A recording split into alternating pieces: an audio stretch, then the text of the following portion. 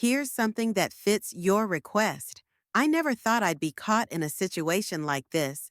You know how you go to work, do your job, maybe complain about your boss a little, and then go home? That was me. Just another regular employee, minding my own business. Until one day, everything changed. It all started with small things. My manager, let's call him Mark, was always professional, strict but fair. He had a reputation for being all about work, no nonsense. But lately, something was off. He started taking long breaks, stepping out of meetings abruptly, and always seemed to be on his phone. At first, I thought maybe he was dealing with personal issues. Everyone has their struggles, right? But then I noticed something strange. He was always sneaking around with one particular coworker. She was someone we all knew. Let's call her Lisa. Lisa was friendly, smart, and honestly, way out of Mark's league. She was also married, and so was he. That's when the whispers started. Office gossip spreads fast, and soon everyone had a theory. Some thought it was just harmless flirting. Others were sure there was something more. I tried to ignore it. After all, it wasn't my business. But then I saw something I wasn't supposed to. One evening, I had stayed late to finish a project. Most of the office was empty, and as I grabbed my things to leave, I passed by the conference room. The lights were dim, but the door was slightly open. I don't know why, but I glanced inside, and there they were, Mark and Lisa, sitting way too close, whispering in hushed voices. And then I saw them kiss. My heart started racing. I backed away, pretending I hadn't seen anything, but my mind was spinning. What was I supposed to do? Should I tell someone? Should I pretend it never happened? If this got out, it could ruin careers, families, everything. For the next few days, I couldn't focus. Every time I saw Mark leading a meeting, acting like nothing had happened, I felt this weird sense of guilt, like I was keeping a secret that wasn't mine to keep. And Lisa, she looked so normal, like she had no worries in the world. I wondered if her husband had any idea. Did Mark's wife know? Then things got even messier.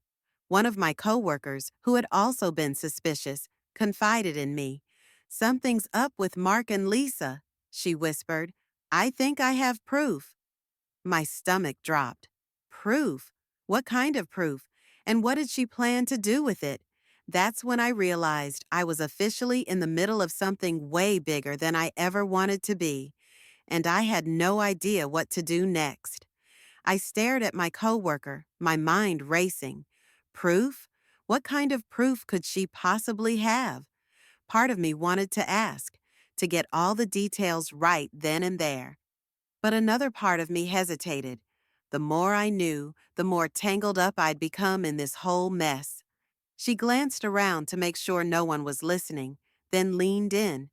"I saw them together outside of work," she whispered, "at a hotel."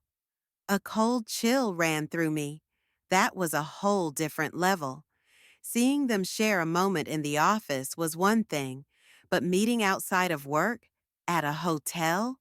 That didn't leave much room for doubt. I swallowed hard. "Are you sure?" I asked, still hoping there was some kind of misunderstanding. She nodded. "I was out with friends last weekend, and I saw them in the lobby.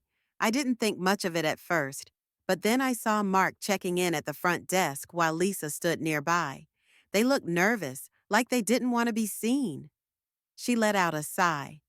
I wasn't going to say anything, but after everything we've been noticing at work, I just can't shake the feeling that something's really going on. I didn't know how to respond. A part of me felt bad for even listening to all this. What if we were wrong? What if there was some other explanation? But deep down, I knew that was unlikely. The days that followed were uncomfortable. Every time I saw Mark and Lisa, I couldn't help but overanalyze their every move. Were they being more careful now? Did they suspect that people were talking? I wasn't the only one who had noticed the tension. A few coworkers exchanged looks whenever Lisa would leave Mark's office, or when the two of them spoke in hushed tones. Then, something strange happened. Mark called for an unexpected team meeting. His face was unreadable as he stood at the front of the room, hands clasped together.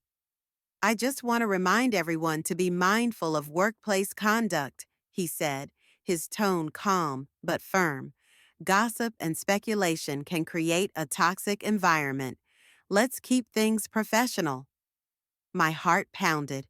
Was this his way of shutting down the rumors? Was he trying to scare us into silence? I glanced at my coworker, the one who had told me about the hotel. She looked just as tense as I felt. Did he know? Had someone said something? And then, out of the corner of my eye, I saw Lisa. She wasn't looking at Mark. She was staring down at her hands, her face pale. And for the first time, I wondered, was she feeling guilty? Or was she scared of what would happen next? After that meeting, the atmosphere in the office shifted. It was subtle, but it was there. People spoke a little softer, exchanged glances a little more often. The gossip hadn't stopped, but it had taken on a new form: quiet murmurs behind closed doors, messages sent in hushed tones. And I felt stuck in the middle of it all. Lisa started acting differently. She wasn't as chatty as she used to be. She kept her head down, avoided unnecessary conversations. I caught her staring at her phone a lot, her expression unreadable. Was she waiting for a message? A warning? Or maybe she was just as paranoid as the rest of us.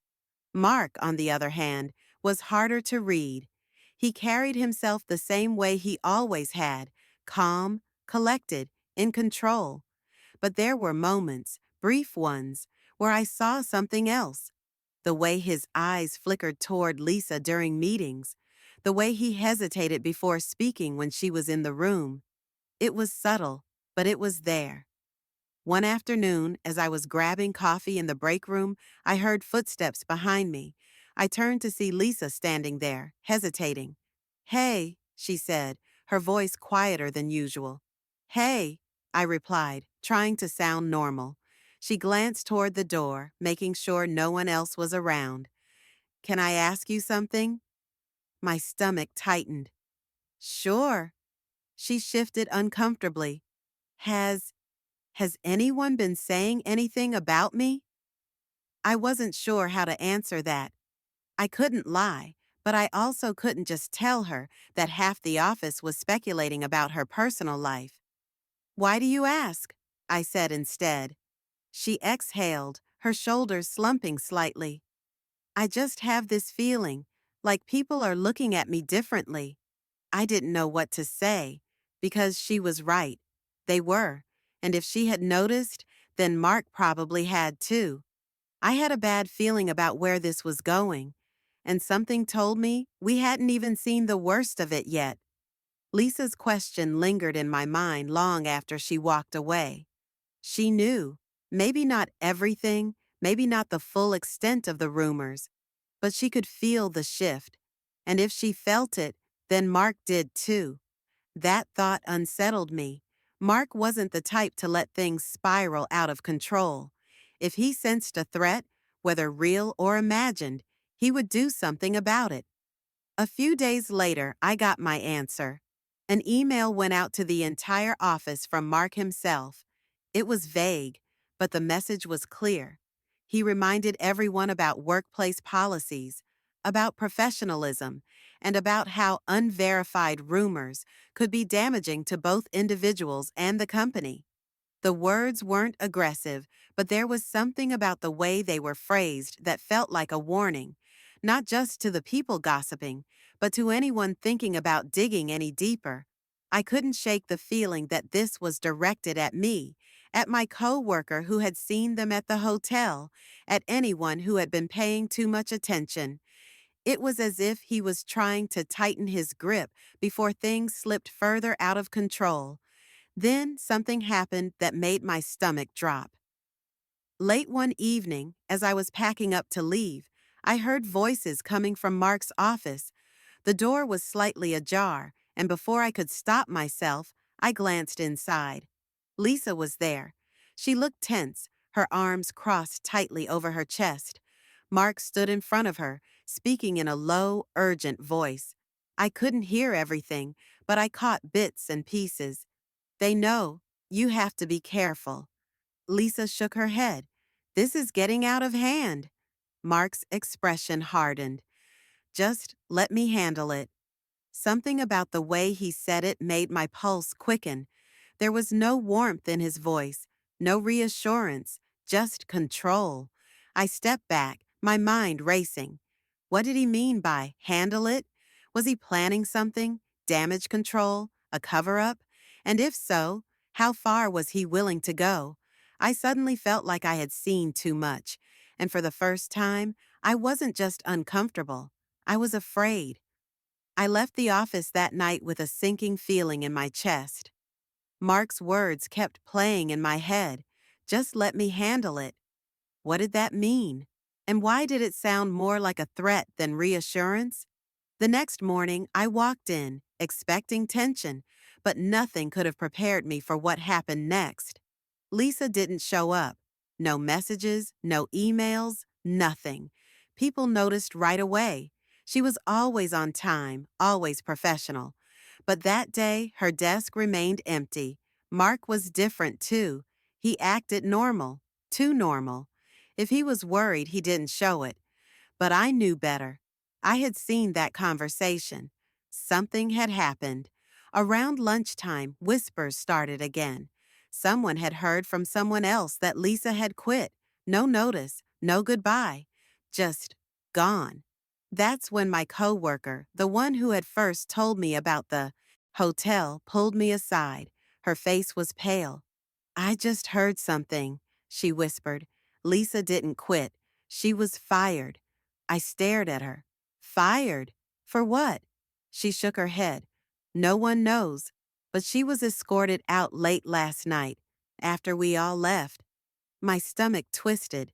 This wasn't a coincidence. Mark had handled it. But how? Had he framed her for something? Forced her to leave? Was she silenced before she could say anything? I needed to know the truth. That evening, after everyone left, I did something I never thought I would. I searched Lisa's desk. It felt wrong, but I had to understand what was really going on. I found nothing until I checked the bottom drawer. A folder. Inside were printed emails, and the moment I saw them, my blood ran cold. They weren't between Lisa and Mark. They were from Lisa to Mark's wife. My hands trembled as I read. She had been planning to come clean, maybe out of guilt, maybe because she was scared. Either way, she had reached out to his wife, and now she was gone. I shoved the papers back, heart pounding. If Mark had found out about this, then Lisa wasn't just fired. She was in danger.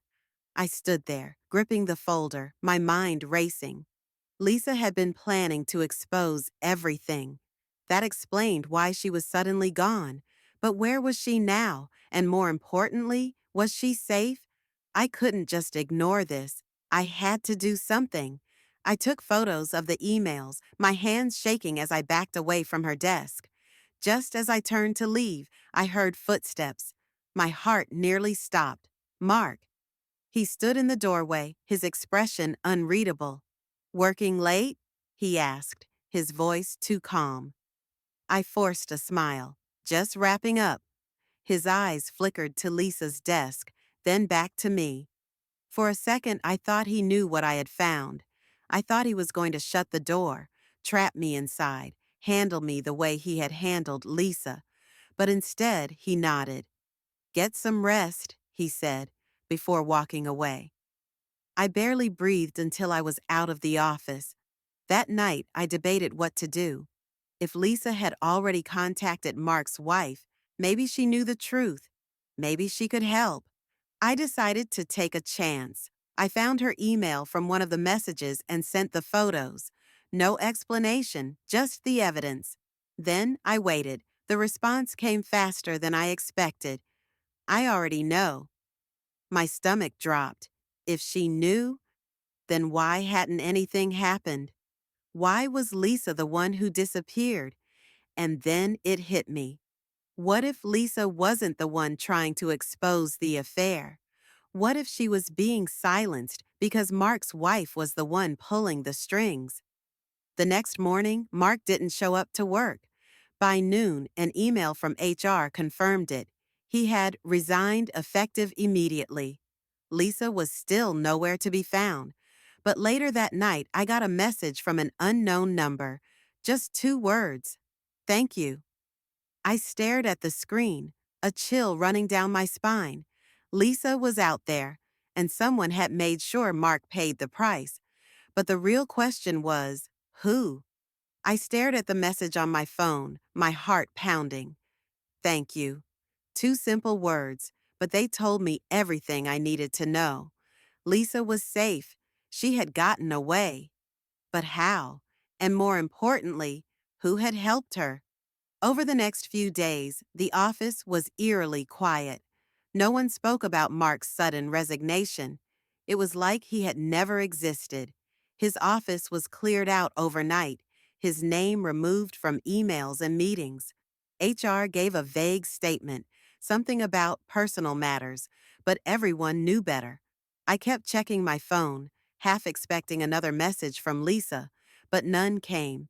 It was as if she had vanished completely. Maybe that was for the best. Then, one afternoon, I saw her. It was just for a moment. Across the street, outside a coffee shop.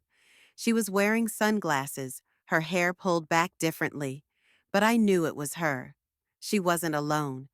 A woman stood beside her, speaking in hushed tones. Mark's wife. They weren't arguing. They weren't upset. They looked calm, almost relieved. And that's when I realized Lisa hadn't been a victim in all of this. She had been a part of it. Maybe she had planned to expose the affair at first. Maybe she had gotten scared. Or maybe Mark's wife had found out and offered her a way out, a way to disappear, to start over, without him. I thought about confronting her, about demanding answers, but something stopped me. It didn't matter anymore. Mark was gone. Lisa was free, and whatever had really happened between them, it was over. I turned and walked away, leaving them to whatever deal they had made. Some secrets weren't mine to uncover. Some endings didn't need explanations. All I knew was that I had been a part of something bigger than I ever expected. And in the end, the truth didn't just destroy Mark, it set Lisa free.